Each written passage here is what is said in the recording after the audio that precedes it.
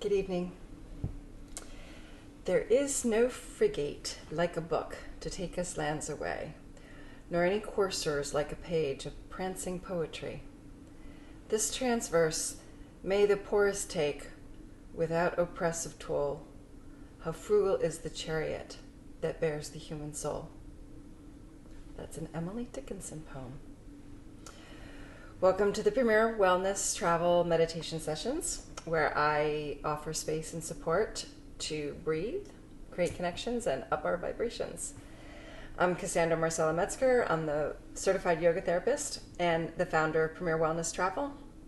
And I'm here to guide you in the discovery of this meditation practice, which is so effective during this unusual time. So each weekday at 6, I will be here to guide you and inspire you to create possibility for routine and groundedness and kindness and compassion, especially self-compassion.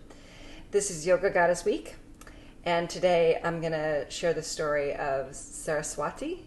She's the goddess of language, insight, and sound, and then we're going to do some mantras to invoke her. So Saraswati is the goddess of oration, of learning and knowledge, music and song, creativity, intuition, and spiritual insight. Her name in Sanskrit actually is a mix or a melding of two words, meaning pooling water, which is also sometimes translated as speech. So she's also considered a river goddess. In Egypt, actually, during the time of the pharaohs, the writers, the ones who could write, were the high priests. They were the ones who were scholarly, and they were considered holy and sacred because they could write. And they would write their hieroglyphics into stone, and then they would pour water over the stone and drink it, and they thought that in doing so that you would then embody the wisdom of the words or of the knowledge. And she too is associated with priests and scholars. So again, I love when there's overlap between different cultures. The Egyptian pieces of stone are called Egyptian steles.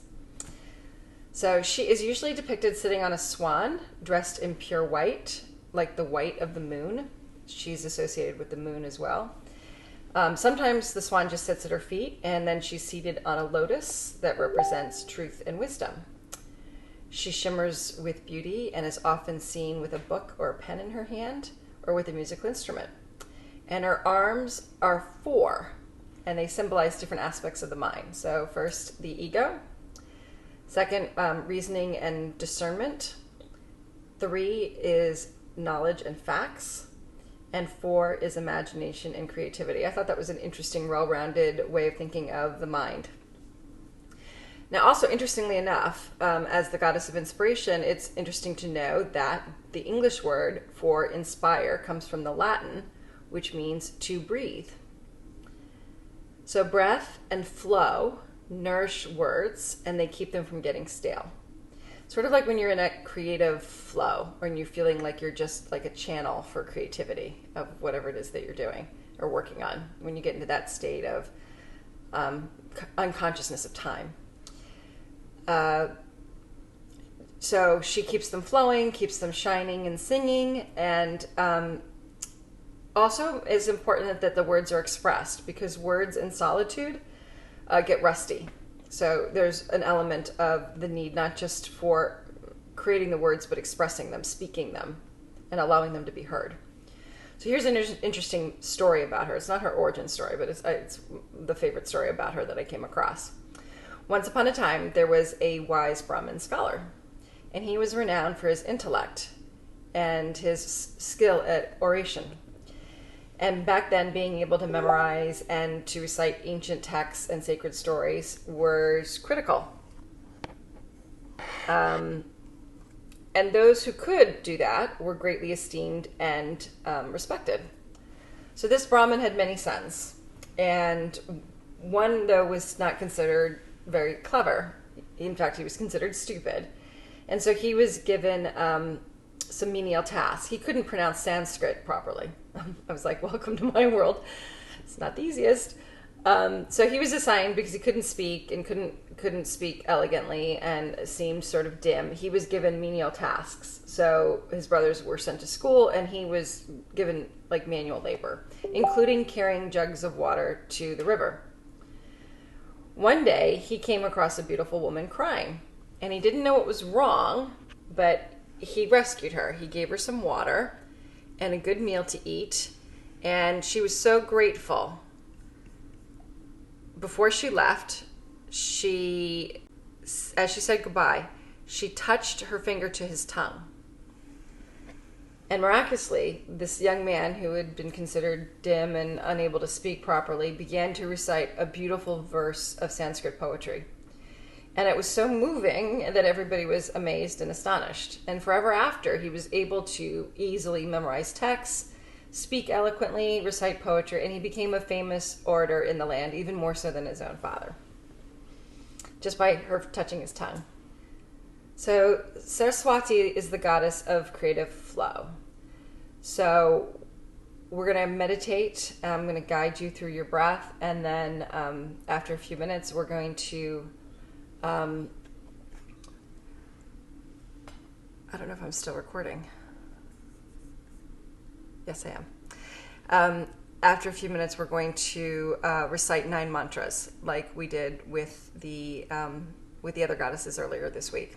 So take a comfortable seat and close your eyes. Keep your spine tall and erect, but not too tight, not too loose.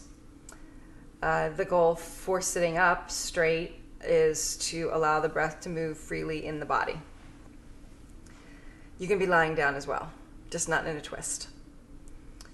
So close your eyes and take a deep inhale.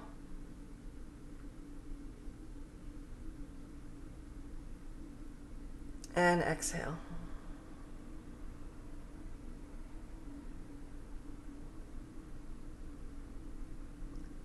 Inhale.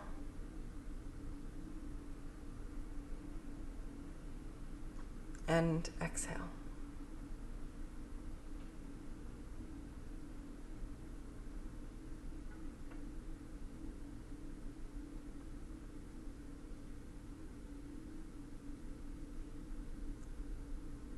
And again, just let your breath flow. Don't try to direct it. Don't try to control it. Just breathe while you're aware of that you are breathing, without trying to change anything about it.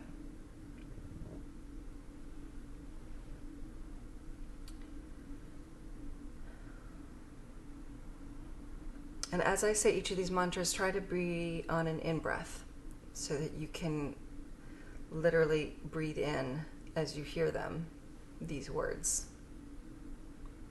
And again, we're going to do 9 as we did before. Saraswati, the goddess of creative flow, allow me to channel the words.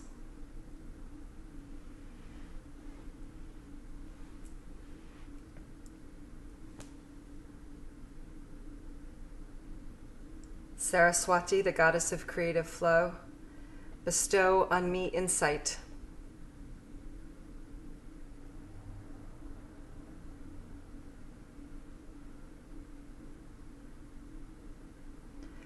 Saraswati, the goddess of creative flow, inspire creativity and new ideas.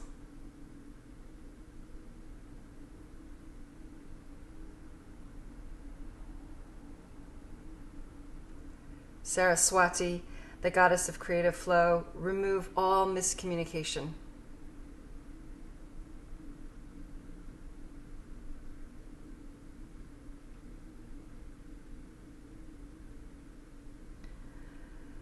Saraswati, the goddess of creative flow, clear all the technology blocks so I can fully express myself online.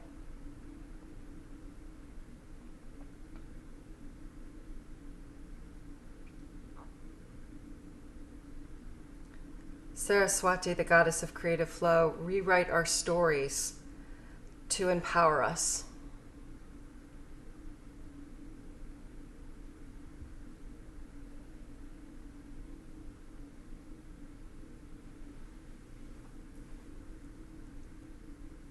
Saraswati, goddess of creative flow, uncover our subtle seeing.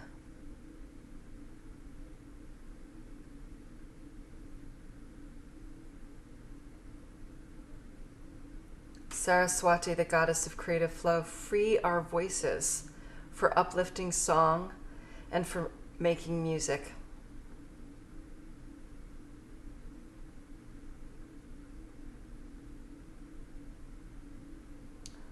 Saraswati, the goddess of creative flow, cultivate our inner voice and our intuition.